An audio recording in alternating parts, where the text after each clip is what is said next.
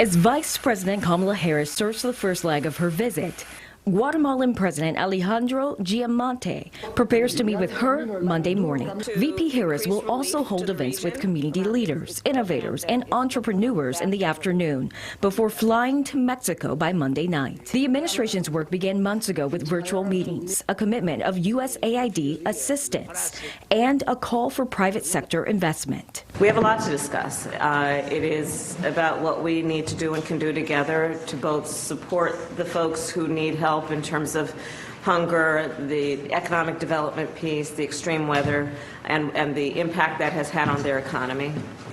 But it's also about having very frank and honest conversations about the need to address corruption, to address crime. Then Tuesday morning, she'll meet with Mexican President Andrés Manuel López Obrador. The U.S. Department of Health and Human Services and the Department of Homeland Security's data shows there is a surge of unaccompanied minors crossing the border from both countries. Many of these children take the journey alone or come through with the help of smugglers. I will bring to that conversation also, to bear on this conversation, the work that we've done so far here, meeting with and bringing together CEOs, for example, who are prepared to renew or to begin a relationship with Guatemala. I will bring to bear on this conversation the meetings that we've had with civil society, both in the U.S. and there. On Tuesday afternoon, she'll meet with women entrepreneurs and have a roundtable with local labor leaders before returning to D.C. in the evening.